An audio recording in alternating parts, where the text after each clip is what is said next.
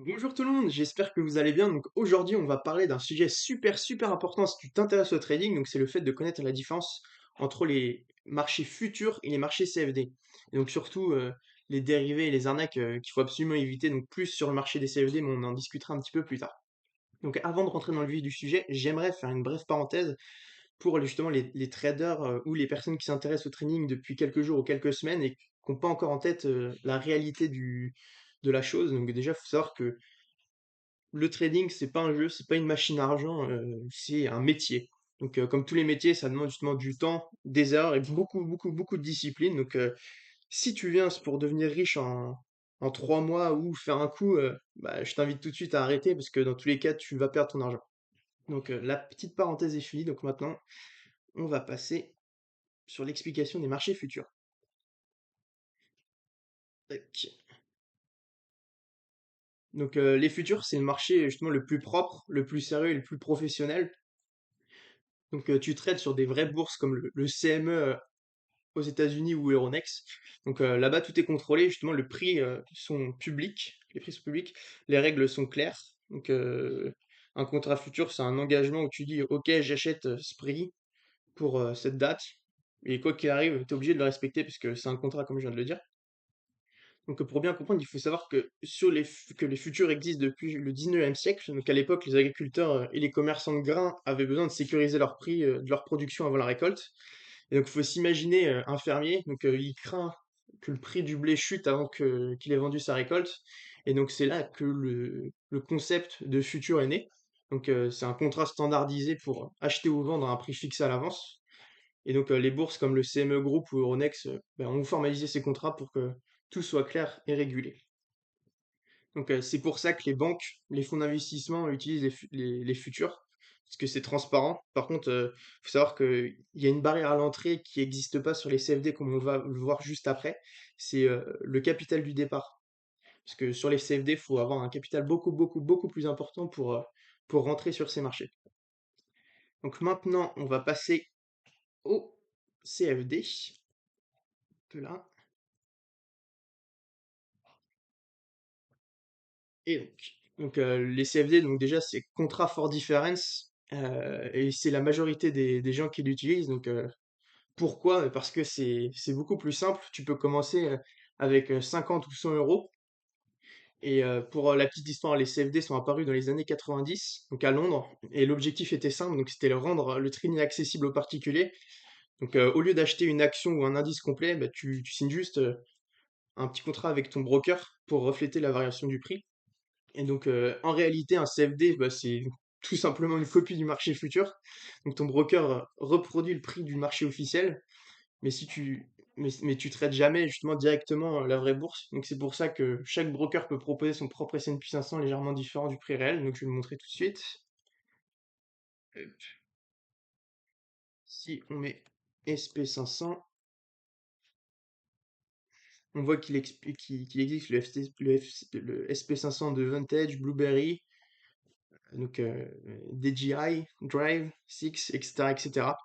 Donc il en existe vraiment beaucoup et donc le prix de tous ces tous ces SP500 sont pas forcément les mêmes. Donc, on va revenir slide. Donc les CFD justement ils ont été aussi créés pour démocratiser le trading. Donc ça permettait de commencer avec peu d'argent comme je l'ai dit au début.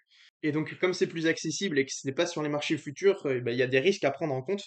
Donc le risque principal à prendre en compte c'est le broker. Donc il faut savoir que le broker comme il a ses propres CFD, il peut contrôler le prix, il peut contrôler le spread et justement, il y a un conflit d'intérêt qui est clair parce que la plupart du temps, quand justement le trader particulier, donc on prend l'exemple de moi par exemple, quand je perds de l'argent, eh ben, le broker gagne cet argent parce que les positions ne sont pas répliquées sur le vrai marché. Donc maintenant, on va voir les dérives et arnaques justement de tout ça. Donc comme je l'ai dit, il y a un intérêt caché. Donc le broker veut pas la réussite du trader. Car il manipule le graphique en modifiant justement le spread ou directement les bougies, sans compter que des fois les retraits sont bloqués. Donc il y a des documents à envoyer sans fin, il y a des vérifications qui sont répétées. Et donc ça casse un peu cette sphère de confiance quand on a fait de l'argent et qu'on veut la retirer directement. Donc pour imager tout ça, je vais vous expliquer un petit peu. Donc, comprendre une position vendeur. Donc, ça, c'est pour expliquer un peu le spread. Donc, pour comprendre une position vendeur, justement, il y a le bid et le ask. Et donc, quand on rentre en position ici, eh ben, on rentre pas directement au prix, on rentre un petit peu en dessous, ce qui fait que le broker prend sa commission de 2 ticks. Donc, entre les deux, il y a 2 ticks. Et justement, ce qui arrive des fois sur des brokers véreux, c'est que le spread qui est normal de base, quand il commence à monter, bah, d'un seul coup, le spread va exploser, ce qui fait que le spread va devenir comme ça pendant quelques secondes, pour au final liquider l'ordre de stop loss, et 5 secondes après, ça revient à la normale pour potentiellement aller au TP, enfin au take profit, ce qui fait qu'il y a des trades gagnants qui vont s'avérer perdants, et ainsi de suite. Mais donc c'est pour ça qu'il faut absolument trouver un broker sérieux. Donc il y en a plusieurs et on va voir comment faire directement. Donc comment se protéger? Donc si tu veux dire dans le milieu, il faut toujours vérifier justement la régulation. Donc, est-ce que ton broker est contrôlé? Est-ce qu'il est surveillé? Donc, c'est vraiment hyper important et c'est ce qui protège ton capital en réalité. Donc, il y a l'AMF, donc l'autorité des marchés financiers, la FSA, la FCA, pardon, et la SEC, donc c'est aux États-Unis. Et donc, comment se protéger? Donc, quand on teste un nouveau broker, il faut commencer petit pour protéger son capital avant d'injecter les gros fonds pour pouvoir trader avec et bah, se former, ça paraît logique. Et donc, c'est tout pour ça. Et pour la conclusion, j'aimerais dire que justement, les futurs, donc comme j'ai dit, c'est pour les pros, les CFD, c'est ce qui est plus accessible, plus flexible, mais aussi un peu plus risqué avec les CFD. Donc pour la partie CFD, il faut vraiment choisir son broker comme si tu choisissais ton associé. Donc c'est ton argent, donc c'est ton outil de travail en même temps. Donc il faut le respecter.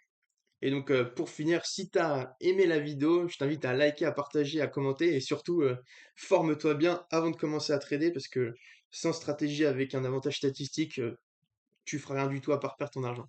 Donc voilà, c'était tout pour moi aujourd'hui. J'espère que vous avez bien aimé la vidéo et on se retrouve pour une nouvelle vidéo et je vous souhaite une bonne soirée. Salut à tous!